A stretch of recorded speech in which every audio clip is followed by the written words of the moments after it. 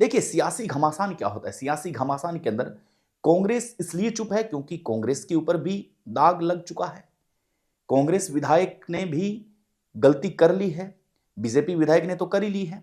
लेकिन आप सोच के देखिएगा कि अगर यहां पर कांग्रेस का नहीं होता विधायक तो फिर कांग्रेस क्या करती?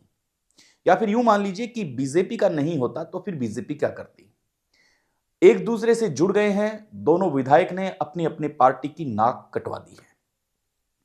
यहां तक बीजेपी ने तो कह दिया है रेवंत राम डांगा को कि आपने बीजेपी के संविधान के खिलाफ जाकर के यह काम किया है। बीजेपी का संविधान यह नहीं कहता कि आप इस प्रकार से कमीशन मांगे। बीजेपी का संविधान यह भी नहीं कहता कि आप सरेआम मीडिया के सामने आकर के अपनी पोलम पट्टी दें। हालांकि लोग रेवंत राम डांगा को फोन कर रहे हैं सहानुभूति के लिए, तो कुछ लोग मजे लेने के लिए फोन कर रहे हैं। रेवंत राम डांगा ये कह रहे हैं कि मैंने ऐसा काम बिल्कुल भी नहीं किया है, मैं एकदम सही हूं, ये मुझे षड्यंत्र है, फंसाया जा रहा है, मेरी कोई बराबरी नहीं कर सकता, इसलिए मुझे फंसाने की कोशिश की जा रही है। लेकिन लोग तो मजे लेने वाले होते हैं।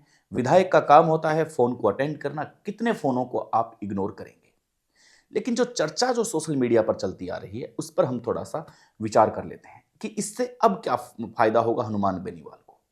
रेवंत राम डांगा की ये गलती बीजेपी को ले बैठी। या आप सफेद कागज और पेन है तो इसको आप नोट कर लीजिए, अंडरलाइन कर लीजिए। रेवंत राम डांगा की ये गलती बीजेपी को ले बैठ गई। खींवसर के अंदर रेवंत राम डांगा के मुकाबले प्रबल उम्मीदवार बीजेपी का नहीं, लेकिन अब इस गलती के बाद में बीजेपी वहां पर माइनस होगी, परफॉर्मेंस कभी भी उम्दा नहीं कर पाएगी। अब रही बात कांग्रेस की कि कांग्रेस क्या करती है, हालांकि कांग्रेस यहां पर बचाव में है, लेकिन रेवंत राम डांगा का जब जब जिक्र होगा तब तब कांग्रेस के विधायक का भी जिक्र किया जाए।